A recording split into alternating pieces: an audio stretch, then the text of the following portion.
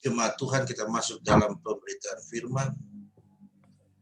Marilah kita mohon bimbingan Roh Kudus, kita berdoa.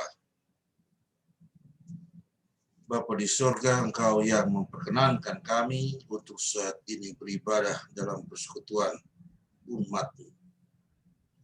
Dan Engkau juga yang melayakkan kami untuk menerima firman. Karuniakanlah kami Roh-Mu yang kudus, yang akan menyucikan kami, yang akan membimbing kami, yang akan memampukan kami untuk memahami firman Tuhan, untuk menerima firman Tuhan dengan baik. Yang dalam kehidupan setiap hari, Roh-Mu yang kudus memimpin dan memampukan kami untuk setia dalam melakukan kehendak.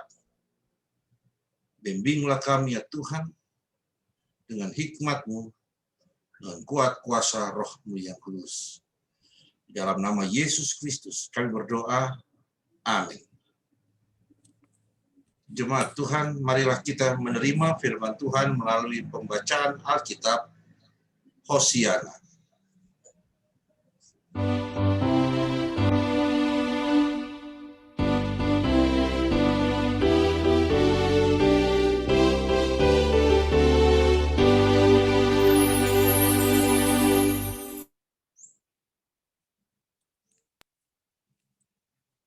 Pembacaan Alkitab di ibadah minggu keempat Prapaskah tertulis dalam Esra pasal 1, ayatnya yang pertama sampai ayatnya yang kelima, yang menyatakan, Kores mengizinkan orang-orang buangan pulang ke negerinya. Pada tahun pertama Samang Kores, Raja negeri Persia, Tuhan menggerakkan hati Kores, Raja Persia itu, untuk menggenapkan firman yang diucapkan oleh Yeremia. Sehingga disiarkan di seluruh kerajaan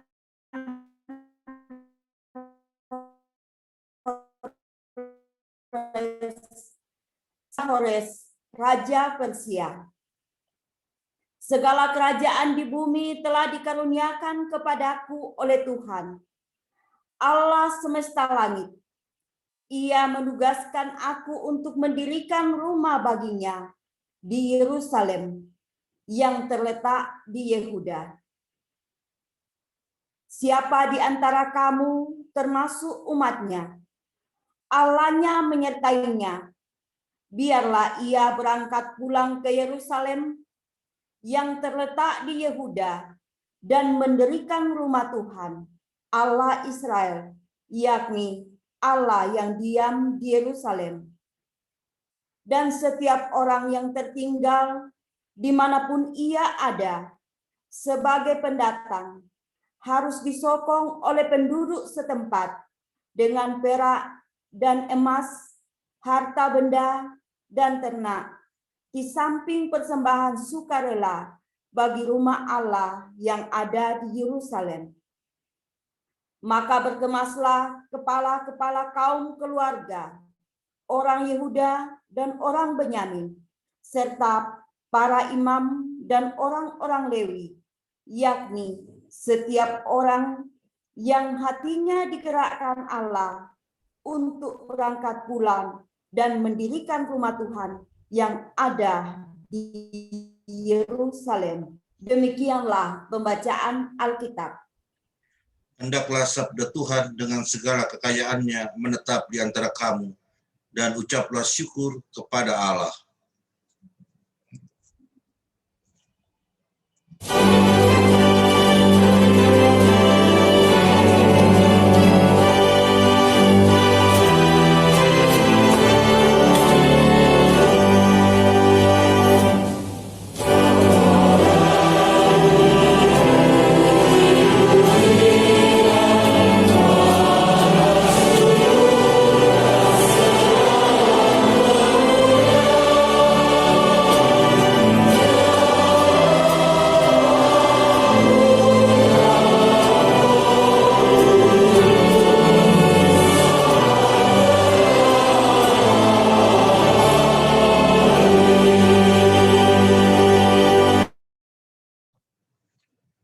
Jemaat yang dikasihi oleh Tuhan, Bapak Ibu Saudara sekalian, dalam ibadah di hari pertama minggu keempat Prapaskah, firman Tuhan kembali datang kepada kita, belajar dari satu peristiwa yang sudah sangat lampau, terjadi 2000 tahun lebih, 2500 tahun yang lalu jaraknya dari kehidupan kita.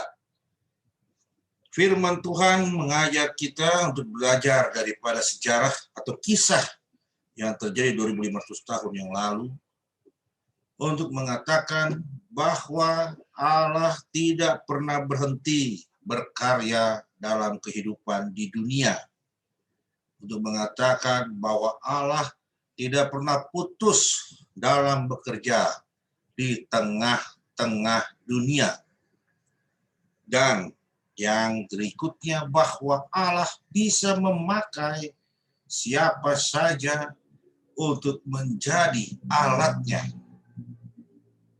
Dia bisa memakai siapa saja untuk menjadi hambanya. Apakah yang dipakainya itu adalah yang percaya kepadanya atau yang tidak percaya kepadanya? Dia bisa memakai siapa saja.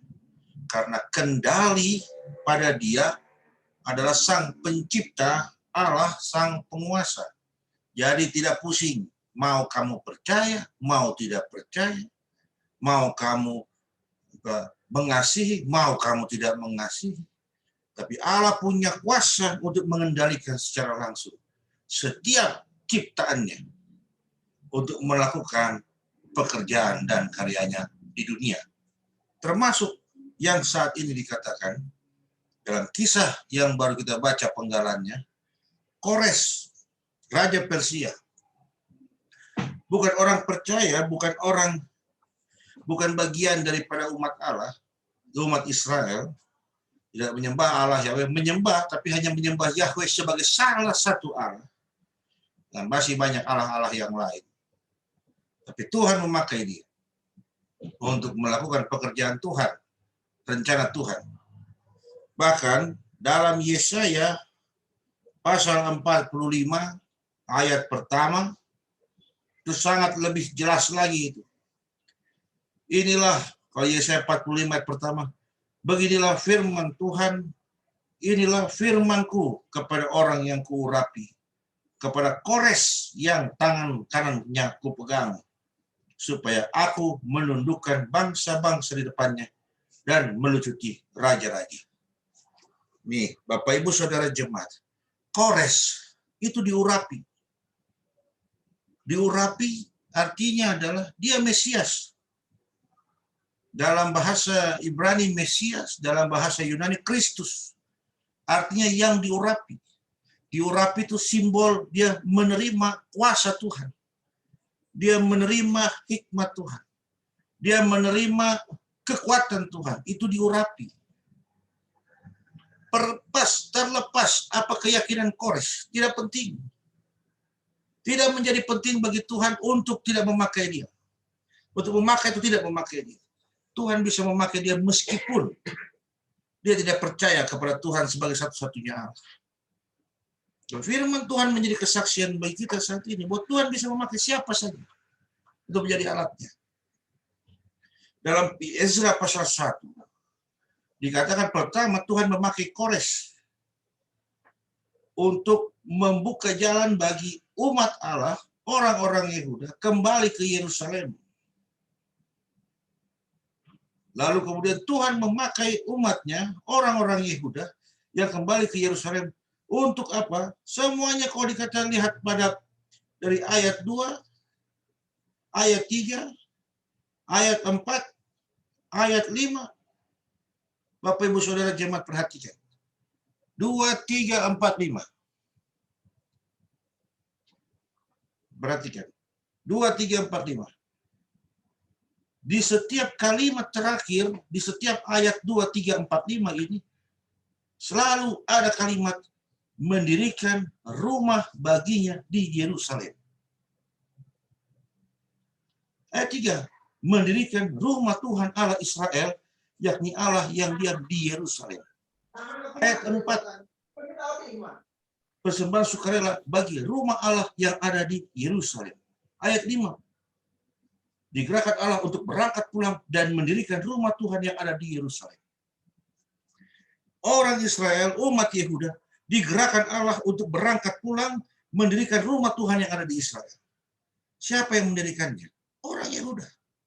Mereka dipilih Tuhan, mereka diurapi Tuhan untuk mendirikan rumah Allah di Yerusalem. Lalu apa yang menjadi peran Kores sebagai orang yang diurapi dan dipilih? Kores diurapi, dipilih Tuhan untuk membuka jalan bagi orang Yehuda kembali ke Yerusalem untuk mendirikan rumah Tuhan. Sampai-sampai Kores pun memberikan bukan hanya jalan, Tuhan memakai Kores untuk melengkapi kebutuhan orang Israel, orang Yehuda selama perjalanan pulang, dan memberikan harta benda ternak, perak, emas, di samping persembahan sukarela bagi rumah Allah yang ada di Yerusalem. Kores dipakai oleh Tuhan untuk membekali orang Israel kembali ke Yerusalem.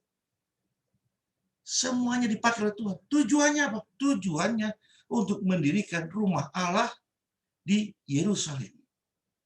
Jadi Bapak, Ibu, Saudara jemaat dikasih Tuhan, kita dipilih, kamu diurapi, kamu dinaungi, kamu diberikan kuasa, kita diberikan kekuatan oleh Tuhan.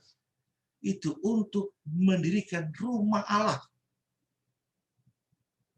Mendirikan rumah Allah di dunia.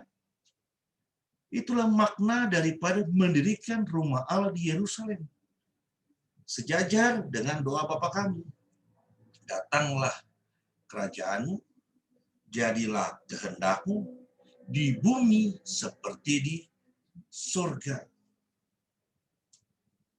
Kita dipilih, kita diurapi, kita diselamatkan, kita dinaungi oleh kuasanya, kita diilhami oleh Roh Kudus. Tujuannya untuk mendirikan rumah Allah, untuk mendirikan kerajaan Allah, untuk menyatakan kehendak Allah di dalam kehidupan di dunia. Pesan ini yang disampaikan 2.500 tahun yang lalu, ini juga yang sekarang disampaikan kepada kita. Bahwa kehidupan kita di dunia ini bukan kehidupan tanpa tujuan, tanpa orientasi. Bahwa ketika Allah menyatakan kita adalah umat terpilihnya, kita adalah umat yang pasti diselamatkan, kita adalah umat yang dikaruniai rohnya. Di saat itu kemudian dia menyatakan bahwa kita punya tugas. Di saat itu ia mengatakan kepada umatnya bahwa kalian punya misi. Kalian punya misi. Makanya setiap kita adalah misionaris Allah dalam kehidupan di dunia. Saya misionaris Allah, ibu-ibu misionaris Allah, bapak-bapak misionaris Allah, anak-anak muda misionaris Allah. Semua kita punya misi yang dapat dari Allah untuk kita lakukan di dunia.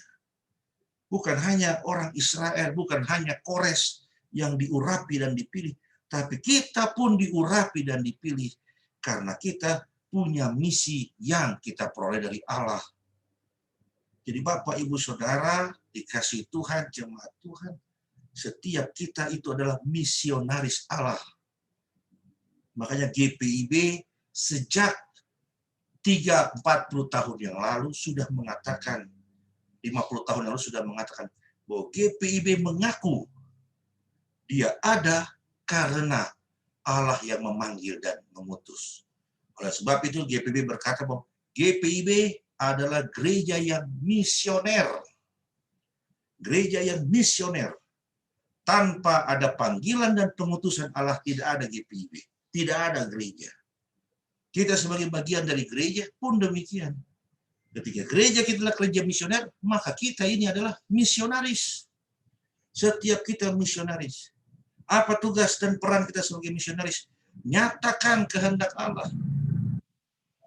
Nyatakan kehendak Allah secara nyata-nyata dalam kehidupan kita. Melalui perilaku dan tutur kata kita. Melalui sikap kehidupan pribadi, keluarga, jemaat kita. Nyatakan kehendak Allah. Melalui perkataan, melalui perbuatan, melalui kebiasaan. Nyatakan kehendak Allah. Hadir di tengah-tengah bumi ini, dunia ini. Bicara soal rumah Tuhan di Yerusalem, itu bicara soal rumah Allah, bicara soal di mana Allah berada, di situ adalah rumahnya. Ketika bicara soal di mana Allah berada, di situ adalah rumahnya, maka dimanapun kita berada, dimanapun ada keluarga kita, dimanapun ada persekutuan kita, di situ Allah ada, dan disitulah rumah Allah. Dan ketika itu adalah rumah Allah, maka nyatakanlah dengan sungguh-sungguh dan senyata-nyatanya kehendak Allah itu dalam perkataan, dalam perbuatan, dan dalam kebiasaan hidup. Itu yang menjadi peran, fungsi dari orang yang memiliki status sebagai misionaris Allah. Jadi Bapak, Ibu, Saudara, jemaat yang dikasihi Tuhan, marilah kita membawa diri kita untuk dipakai oleh Tuhan dalam mengkaryakan kehendaknya. Dipakai oleh Tuhan, terlibat dalam pekerjaan tangannya.